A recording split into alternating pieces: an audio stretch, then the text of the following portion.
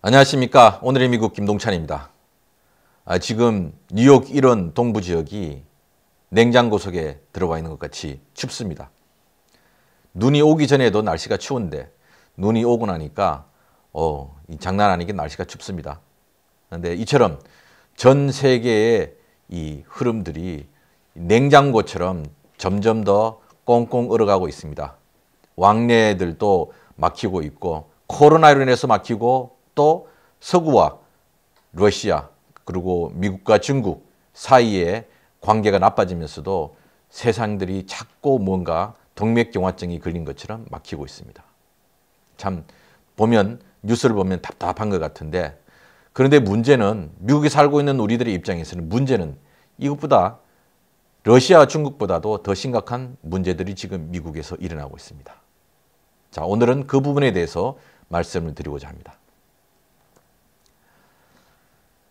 한 7만 5천 년 전에 인도네시아 수마트라 섬에 토바 화산이 폭발을 해서 현생 인류인 호모 사피엔스도 거의 멸종의 위기까지 갔다고 합니다. 이때 살아남은 현생 인류가 한 600에서 많아야 3천여 명이라고 하는데, 이 현생 인류가 전 세계로 흩어지면서 오늘날 모든 대륙에 인류가 살고 있습니다. 그러면서 수렵, 채집, 사냥을 벗어나서 도구를 이용한 노동을 하면서 농업과 축산업 등이 발달했습니다. 이로 인해서 잉여 생산물들이 나타나게 되었고, 그 생산물로 인해서 일을 하지 않아도 되고 일을 해야 되는 계급이 발생하게 되었습니다. 그러면서 이러한 사회적인 제도에 바탕을 해서 초기 문명이 발생하게 되었죠. 문명의 발달은 곧 집단의 통치 체계를 만들었고, 이 통치 체계의 권력을 잡고자 수많은 투쟁들이 발생을 했습니다. 그리고 그 권력 투쟁 과정에서 많은 희생이 일어났고, 또 권력을 장악한 이들은 자신들의 권력을 기득권화하여 자자손손 이어가게 하기 위한 방안들을 만들었죠. 그것이 곧 왕과 귀족들에 의한 통치 방식이었습니다. 우리는 이것을 왕국이라 그랬죠. 그럼에도 불구하고 권력투쟁은 끊임없이 일어났고, 지는 집단은 대부분 죽게 되거나 도망을 쳐서 훗날을 기약하기도 했습니다. 물론 왕권 체계가 안정이 되어 수백 년 가는 나라들도 많았습니다. 그래서 귀족들은 왕이 주는 권력을 하사받기 위하여 왕의 절대 충성을 다하였죠. 그러나 현대사회, 특히 민주주의 사회에서는 권력의 변동이라는 재앙을 막기 위하여 임기제를 두었습니다. 또 왕정과 같은 절대 군주에 의한 통치를 막기 위하여 시민들이 직접 선거를 하여 나라를 이끌어갈 정치인들을 선출하는 방식을 도입했습니다. 그럼에도 불구하고 시민들에 의해서 선출된 정치인들 중에는 시민 위에 군림하려고 하고, 또 자신들을 지지하는 특정 시민들만을 위하여 여러 가지 불합리한 선거제도를 만들었습니다. 그러면서 다른 시민들의 투표권을 제한하기도 하였죠. 현대민주주의 종주국인 미국이 그랬습니다. 남북전쟁에서 승리한 북부 중심의 연방이 흑인 해방 노예들에게도 시민권과 투표권을 주어 그 힘으로 남부 지역을 다스렸습니다. 그러다가 공화당의 러더포드 헤이스와 민주당의 세뮤얼 틸턴이 맞붙은 1876년 선거에서 결말이 나지 않자 협상을 했습니다. 그 협상의 내용은 헤이스가 당선이 되고, 헤이스 대통령이 되면 남부의 자치권을 돌려주기 위해서 남부에 배치된 연방군을 철수하겠다, 이러한 협상이 있었습니다.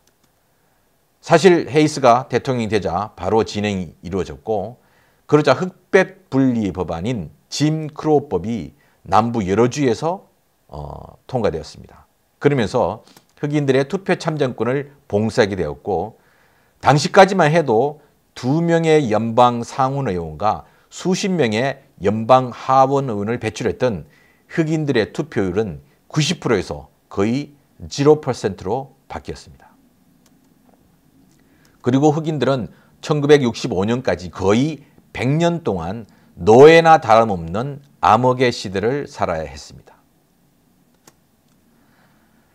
2019년 미국 대통령 선거에서 패배한 트럼프 대통령과 수많은 공화당 정치인들이 대통령 선거가 심각한 부정이 있었다고 하면서 재검표를 요구했습니다. 그리고 재검표 결과도 인정하지 않고 부정투표라고 주장하고 있습니다.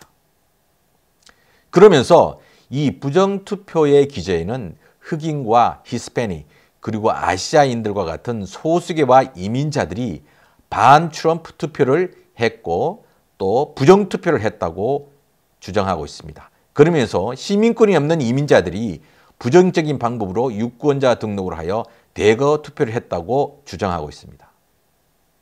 그리고 여러 주에서 이러한 내용에 기반해서 투표 제한법을 만들기 시작했고 또 어떤 주에서는 여기에 반해서 투표권한 확장 법안도 만들고 있습니다. 대표적인 투표 제한법을 만들고 있는 텍사스에서는 예를 들어서 투표를 하려면 더운 텍사스 날씨에 길게 줄을 서고 거기에 목이 마른 사람들에게 물을 제공하게 했는데 바로 이러한 음식물이나 물을 제공하는 것도 범법 행위로 규정하고 있습니다. 특히 이런 텍사스와 루이지애나 그다음에 여러 남부 지역에 있는 주들은 이 메일 투표와 그다음에 얼리 보트 이런 것들을 규제하기 위한 법안들을 계속 강화시키고 있습니다. 이것은 소수계 특히 선거 당일날 일을 해야만 하는 소수계와 가난한 사람들의 투표 기회를 줄이겠다는 것입니다. 특히 흑인들이 밀집하고 이민자들이 많은 지역일수록 그동안에도 투표 장소가 턱없이 부족하였고 한원 수 없이 이런 분들이 오히려 차를 타고 몇십 분 가는 거리에 투표장에 가야 되는 그런 상황에서 이 지역의 소수계와 특히 이민자들은 턱없이 투표율이 낮았습니다. 그런데 이것을 더 규제하겠다고 하니까 앞으로 이 지역의 소수계와 이민자들은 당연히 반발을 할 수밖에요. 이에 민주당의 의원들은 전설적인 민권운동가였던 고 존 루이스 연방 하원 의원의 이름으로 법안을 상정하였습니다. 모든 주에서 선거 관련 법안은 반드시 연방정부의 사전 승인을 받아야 한다는 내용입니다. 만약에 지금처럼 주를 장악한 특정 정당의 이해관계로 투표 제한법이 계속 생긴다면 자칫 연방에 대한 도전이 되고 과거 흑인들의 투표를 봉쇄했던 짐 크로우법이 될 수도 있기 때문입니다. 그러나 이 법안은 하원을 통과했지만 상원에서는 통과가 어려운 상황입니다. 앞으로 주마다 투표 관련 독자 법안들이 정략적으로 계속 만들어지게 되면 미 연방은 심각한 분열의 위기에 처할 수 있습니다. 어쩌면 이것이 러시아와 중국보다 훨씬 더 심각한 미국의 문제가 될 수 있다는 것을 우리는 심각하게 받아들여야 합니다.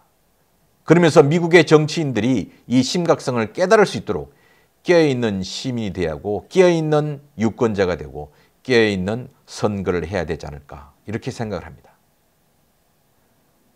점차적으로 정치인을 선출하는 방식이 달라지게 되면 전혀 다른 정치인들을 선출하게 되고 또한 선출에 관련된 시시비비가 계속 일어나면 이것은 민주주의에 대한 심각한 도전이 될 수 있습니다. 우리는 지금 중국과 러시아를 걱정하지만 당장 미국 내에서 일어나고 있는 분열의 균열, 이 조짐들을 걱정하지 않고 있습니다. 이 기회에 이것을 걱정하고 미국이 분열되지 않고 더 나은 민주주의로 나아가는 그런 미국이 될 수 있도록 우리 모두 다 고민을 해봅시다. 지금까지 오늘의 미국 김동찬이었습니다.